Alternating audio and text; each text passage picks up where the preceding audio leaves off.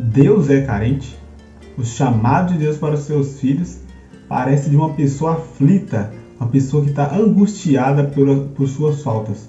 Parece muito com as músicas do Djavan, as músicas melosas, onde a falta da parceira ou do parceiro é como se invalidasse toda a existência do ser dele. Quando Israel era menino, eu o amei, e do Egito chamei a meu filho, mas como os chamavam, assim se iam da sua face, sacrificavam a Balaíns e queimavam incenso às imagens de escultura.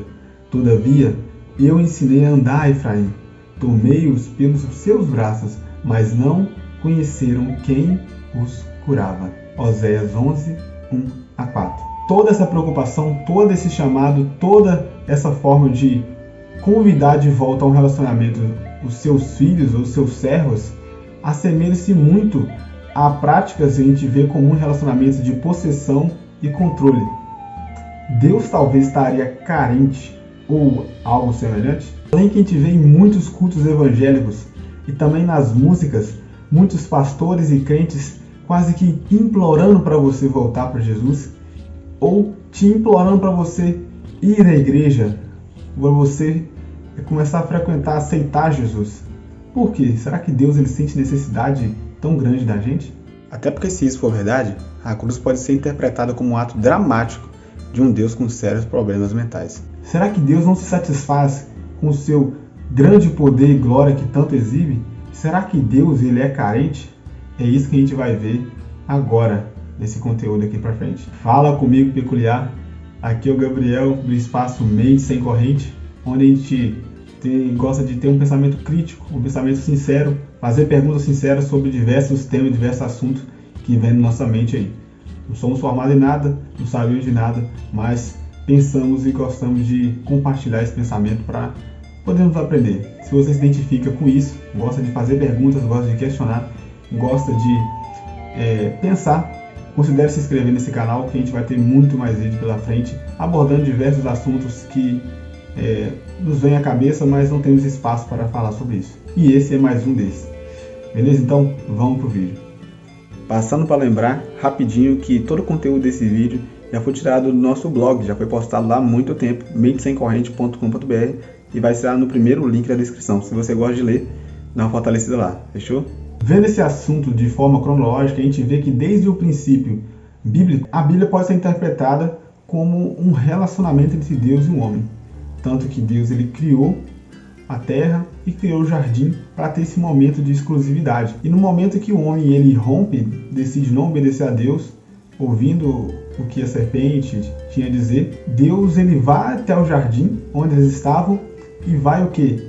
Perguntar a eles onde vocês estão, indicando que eles tinham aquele momento, aquele lugar para se relacionar, para se encontrar. E o homem, por medo, como diz lá em Isaías, o pecado afasta o homem de Deus, o homem se esconde e eles daí para frente não tem mais esse relacionamento próximo, porque seria impossível por conta do pecado e por conta da glória de Deus. E a partir daí a gente vê uma perspectiva bíblica se construindo, onde Deus tenta criar alianças, tentar restaurar esse relacionamento, a partir de Abraão, Isaac e Jacó, estendendo a sua aliança por todos esses seus filhos e toda essa geração, até chegar em Cristo, onde ele se encarnou para viver entre o povo dele. Mas será essa relação tão conturbada como se fosse um casal, como se fosse um romance? E de fato, se você for olhar a Bíblia de uma perspectiva inicial, parece bastante isso. Isaías 49:18 vai também abordar esse tema. Tanto que a Bíblia diz que Deus é o noivo e a igreja é a noiva. Será que Deus está querendo se casar com o povo? Que necessidade é essa? Que linguagem estranha é essa que acontece na Bíblia? É muito compreensível pensar assim, porque se um casal, um homem que ele foi traído ou a mulher, ele pode perdoar, quando ele perdoa, é visto como ele se rebaixou, como se ele foi submisso, aceitou uma ofensa que o outro fez a ele perante a sociedade. Imagine só um Deus todo-poderoso aceitando, não ter necessidade de nada, não só aceitando um filho de volta, mas o chamando para voltar.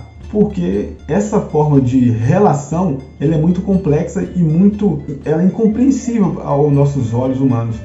Por isso que o nome dela se chama graça. Mas primeiro vamos entender o que Deus ele chama e para que ele chama. Primeiramente, Deus ele chama o ser humano, a seus filhos, para restaurar o vínculo que ele tem com ele. E que vínculo é esse? O vínculo a gente encontra também na Bíblia. O vínculo é o próprio caráter de Deus. O homem foi feito à imagem e semelhança de Deus. E o pecado, ele desfaz essa semelhança de Deus. Ele quebra esse vínculo, quebra essa semelhança que o homem tem a Deus, que é o caráter dele. E o convite dele é fazer parte da aliança, é para restabelecer no homem o caráter dele. E que, segundo a Bíblia, o caráter de Deus é o próprio amor. E amor e orgulho não dá para conviver junto. E Deus ele nos chama para trocar o senhorio e servir somente a Ele. E essa jornada de restauração aceita por Abraão e por toda a sua descendência é o que vai preencher todo o texto bíblico, onde até o Egito o povo é preso, o povo se torna escravizado e a partir de ali começa a narrar quase que toda a história, né? Um povo que quebra o relacionamento com Deus e Deus chama a restaurar. E vai essa quebra, saídas e vindas, e Deus convidando sempre novamente a voltar ao vínculo, voltar a continuar fazendo parte dessa aliança. Mas o grande caso que perturba, que nos trouxe esse vídeo é por que tantas vezes Deus ofereceu essa aliança dele para as pessoas? Se ela é tão boa, por que as pessoas não estão buscando ela? Se ele é tão bom, por que as pessoas não estão indo atrás dele? Por que ele perdoa tanto? Por que ele faz tanto pelas pessoas? Por que ele está sempre implorando? Será que ele tem, como diz a psicologia, todo excesso é uma falta? Será que ele, mesmo com todo o seu poder e glória, com todos aqueles anjos no céu, ele tem falta de alguma coisa? Ele tem falta do ser humano? Por isso que ele não consegue, por isso que ele age como um homem bobo que, após ser traído, perdoa mulheres infinitas vezes? E a verdade é que até na Bíblia tem um caso de um homem bobo que fez exatamente isso. Oséias 3:1 diz o seguinte: então o Senhor me disse, vá e ame sua esposa outra vez, embora ela cometa adultério com um amante. Isso mostrará que o Senhor ainda ama Israel, ainda que o povo tenha se voltado para outros deuses e sinta prazer em lhes trazer oferta. Em um cenário comum, se a gente tivesse visto um homem como esse, que já foi traído diversas vezes, sua mulher tivesse voltado para a prostituição e traído ele, nós, como um bom amigo, eu ia aconselhar essa pessoa a largar essa sua companheira ou essa ex-companheira e não continuar. Mas não foi isso o plano de Deus para esse caso, porque ele queria, através daquela história, representar o que ele fazia. Mas novamente, será que ele é carente? Será que ele não desencalhou do povo de Israel? Por que ele não escolheu por que ele escolheu outro povo mais poderoso, mais forte? O que ele queria demonstrar com tudo isso? Não bastaria os anjos adorando no céu? Por que essa insistência que beira quase a doença? O próprio texto bíblico te responde isso. Apocalipse 1:8 vai dizer que ele é o alfa e o ômega. Ele é o princípio e também o fim. E de nada ele tem necessidade, ele não precisa nem da adoração, não precisa dos dízimos e das ofertas, não precisa de nada que venha de nós, nem dos anjos que ele tem, nem de nada que foi criado. E a verdade, o porquê ele faz isso, existe duas respostas. Primeiro, a Bíblia, o contexto dela, além de ter um contexto de relacionamento, também é um contexto de julgamento, onde Satanás, no céu, colocou o caráter de Deus em xeque, porque ele acusou Deus de ser tirano, e ao longo dessa história, Deus poderia destruir Satanás, ele poderia acabar com ele, mas ele decidiu provar, mostrar o caráter dele ao mundo, e mostrar quem é o caráter de Satanás, o resultado das consequências dele, deixando o pecado e as ações livres deles, deliberadas, mostrar os seus resultados. No mesmo tempo, Deus também está demonstrando o seu caráter, mostrando o resultado das suas obras em favor das suas criaturas. As alegações de Satanás eram que o governo de Deus era tirânico e que eles só estavam vivos porque eles obedeciam a Deus, e se desobedecessem a ele, as pessoas iriam ser destruídas. E o segundo aspecto do porquê ele faz isso é pensando em mim e você. Toda essa obra de ir atrás do ser humano, além de demonstrar o seu caráter, né, é também para oferecer a salvação de graça. Não porque ele tem obrigação nenhuma de salvar, não porque ele tem obrigação nenhuma de oferecer isso para nós, mas porque ele ama e também quer ter por perto, e esse se chama de graça, né? Não porque merecemos, nem por nada, mas porque Ele bondosamente oferece.